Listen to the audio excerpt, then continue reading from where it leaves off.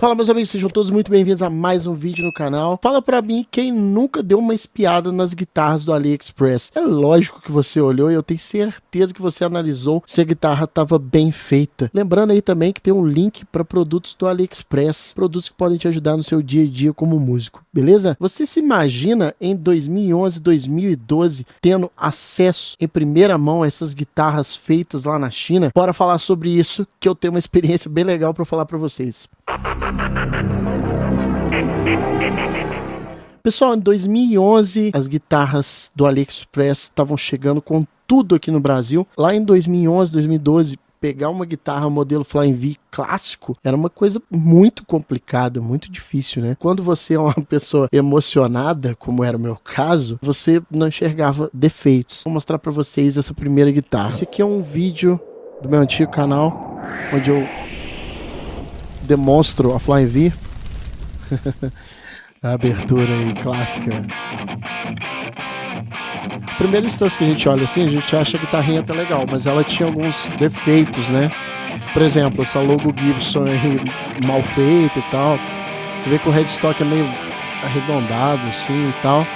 Enfim, ela tinha um timbrezinho bacana, mas eu vou mostrar para vocês aqui alguns problemas. Por exemplo, aqui ó, o knob da chave seletora não veio. Eu lembro que o escudo dela tinha umas coisas assim que me incomodavam. Por exemplo, aqui no escudo, ó, tá vendo que ele era mal feito aqui, ó? O corte dele era mal feito. As Flying V que eu pesquisei, parecidas com essa, elas não tinham dois parafusos aqui, era um só. Então, como a gente tá falando de réplica, né, a gente tem que procurar detalhes, né? Tentativa de imitar o serial, né, das guitarras americanas, que a gente pode ver com mais clareza a logo. O headstock da Gibson, ele é até redondo assim mesmo e tal, em alguns modelos, mas essa parte de cima, essa área aqui, era para ser reto, né, e não, ela era meio curvada assim, um erro bobo, né. As tarraxas também eram péssimas. E um detalhe importante, quem é fã de Gibson aí vai sacar isso aqui. O truss rod, né, que é a tampa do tensor aqui, não é assim, né, cara? Isso aqui tá muito mais próximo da Epiphone do que da Gibson, né? Claro, o nut também, um nut aqui não é um nut de osso, tá? É um nut de plástico. Era uma guitarrinha até bacaninha visualmente, ó, como vocês podem ver aí, ó, mas, né, era uma guitarra réplica aqui, ó, tá vendo o defeito aqui, ó? Em alguns pontos, os parafusos eram muito na beiradinha, assim, sabe? Não era legal. Passando de forma rápida aí, pra vocês verem aí, essa aí foi a Gibson Flying V, né? A segunda guitarra, se eu não me engano, que eu tive foi uma Jackson Soloist, mais bem produzidinho. Vou deixar rolar um pouquinho.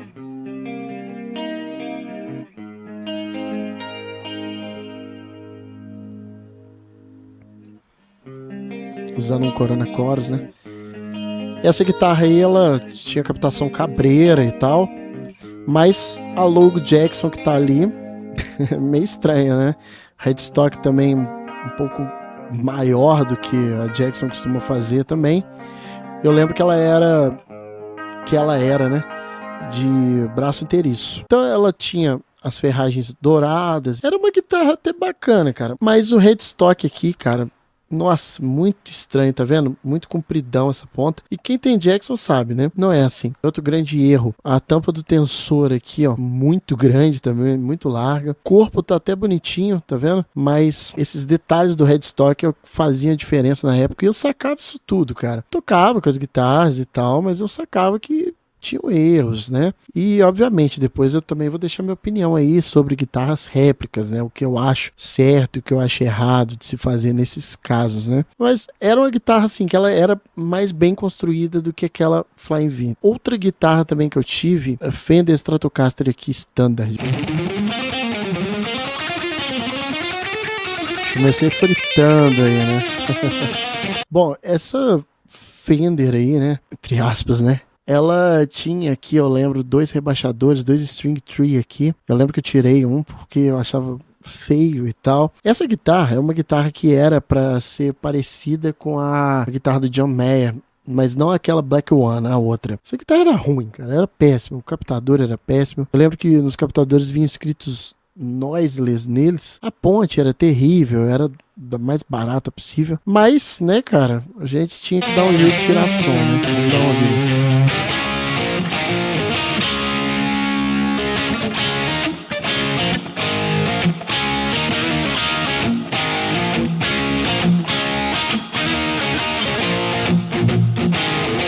Eu lembro que essa guitarra também, ela tinha o braço um pouco mais gordo, sabe? As tarraxas nada a ver, estranhas, assim, não parava afinado de jeito nenhum. Foi uma guitarra, assim, que eu cheguei a fazer um sonzinho com ela na época, mas não foi muito pra frente, não. E agora, a cereja do bolo, assim, que foi uma do AliExpress, assim, a mais legal que eu tive, né? Essa aqui.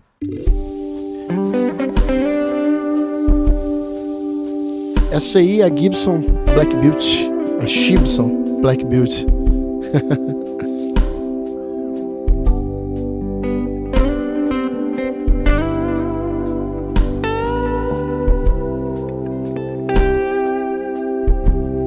Um timbre legal, né? Essa Gibson aí é uma guitarra que eu fiz algumas alterações nela e deixei ela assim, cara, ela tava muito braba. Ela tinha captadores de Marshall, eu troquei toda a parte elétrica dela, troquei também os knobs, coloquei os knobs parecidos, né, com o da Gibson Black Beauty original, troquei a tampa do tensor. Sabe onde que essa guitarra pecou, velho? Sabe aquela logo custom no headstock muito pequenininho, igual da Epiphone, da Black Beauty é grande, né? E a logo Gibson também, nunca que a logo Gibson dessas réplicas ficam bem feitas, né? Isso me incomodava e chegou a um ponto que eu coloquei até uma fita isolante ali para tampar. E aqui no vídeo, devido à saturação, ao aumento de contraste, acaba que fica sumido, né? É uma guitarra que vinha com as tarraxas boas. Eu lembro que eu não troquei as tarraxas. Ela tinha já o nut de osso que eu coloquei, né? Eu fiz uma troca de trastes e a guitarra ficou, cara, muito braba. Eu lembro que eu tinha dificuldades também para entender como tirar o som do captador do meio, né, que ela tem 3 captadores. Então o que eu fiz? Eu coloquei um push-pull nela, em que eu deixava desligado já, ele na posição mais baixa ele ficava desligado, e quando eu queria usar esse captador eu puxava ele e aí ele ativava. Essa é a forma que eu achei legal, mas ele vivia mais desligado do que ligado propriamente dito, assim. A pintura dela era muito bacana, o acabamento, só o headstock eu achava que os detalhes assim deixavam a desejar. Mas essa guitarra aí já foi mais ali por volta de 2013, 2014, então, ou seja, teve uma evolução. E como que será que as guitarras do AliExpress estão hoje? Eu selecionei algumas guitarras aqui do James Hetfield, que são guitarras que são caríssimas se você for comprar as originais, né? Então são guitarras que eu acho que vale a pena. Esse é o ponto que eu queria chegar. Você ficar comprando guitarras que você pode ter o acesso, né? Só se você juntar uma grana e comprar ali uma guitarra de até 10 mil reais, 12 mil reais, se for um bom negócio, um excelente negócio, acho que vale a pena. Porém, essas guitarras aí do James Hetfield, principalmente a linha MX, são guitarras que você vai pagar aí 50, 60 mil reais. Então, assim, se você não tiver um ticket alto, meu irmão, foi mal. Mas você não vai ter um original nunca. E querendo ou não, essas guitarras do AliExpress, elas trazem essa opção. Mesmo com o imposto aqui estando caro, né, tá quase o preço da guitarra, acaba saindo muito mais barato. Olhando aqui pelo AliExpress, se você observar bem, a guitarra está muito bem construída. E 2010, 2011, 2012 seria uma época que isso aqui, com toda a certeza do mundo, deve que não era bem feito não, né? Essa aqui é a guitarra clássica, né, MX-220, baseada, né, na MX-220. É uma guitarra que eu confesso que eu tenho muita vontade de ter. Eu acho que vai ser muito difícil eu conseguir comprar uma guitarra dessa original. Vamos aos fatos. Se você comprar uma guitarra dessa, você vai ter que fazer algumas mudanças, caso você seja uma pessoa detalhista igual eu. O jack da guitarra da SP não é assim, tá? Ele é bem diferente, dá para fazer uma melhoria, né? Deixar a guitarra mais próxima do que tem que ser. Mas se você perceber bem, aqui o SP Custom tá torto, então isso aqui é uma coisa que você talvez teria que arrumar depois, né? Os adesivos estão muito mal feitos, né? Porque o James teve uma época que colocou uns adesivos nessa guitarra aí, e aí ficou clássico, né? Então a galera tenta replicar, mas esses adesivos aqui ficou muito maiado, não ficou bom não. Essa aqui já é a Karloff, né? Que é uma guitarra muito clássica aí do Kirk Hammett. Ela tá até bem feitinha, tá bacaninha. O headstock já tá um tamanho mais padrão, né?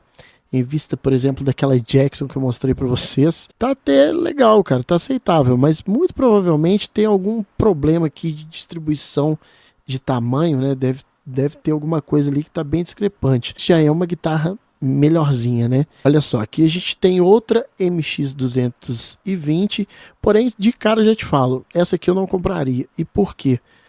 olha aqui, ó, os knobs, o posicionamento deles está errado. A guitarra do James não é assim. Essa aqui já é a Elk, é uma guitarra que ficou muito famosa, né, na época lá do Cunning Stunts, na fase load, reload e tal. Tá bem bonito, sabe? O gráfico dela tá bem legal, bem bacana, ó, muito bem feito. Eu acho que tá um pouco mais nítido até do que é a original do James, né? Ela não vem com os captadores escritos AMG, né? Que a gente sabe que os captadores são falsos, né?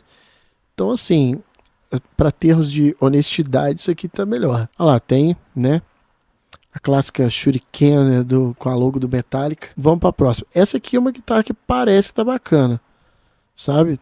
Teria que ver o headstock, mas parece que tá legal. Eu acho que, assim, esse lance de guitarra réplica, o que você tem que ficar atento é justamente esses fatores, né, cara? Se você não tem condição de comprar aquela guitarra que custa 50, 60 mil reais, são guitarras que vale a pena, ou guitarras que também não são produzidas, né? Porque, por exemplo, o próprio James Hetfield ele tem uma linha de guitarras em V lá, que inclusive o Márcio do Márcio Studio, ele tem. Vou deixar o link do canal dele aqui para vocês assistirem. Ele tem aquelas guitarras Flames, né, que tem as chamas lá, que também é da época do Load Reload, ele tem as duas. E ele comprou na AliExpress e ele gosta muito dessas guitarras. A Vulture, que é essa guitarra aqui, que o James usa, né, mais recentemente, né, nos últimos anos, essa aqui já tá feia pra caramba. Tá ridiculamente feia. Vamos ver uma outra aqui.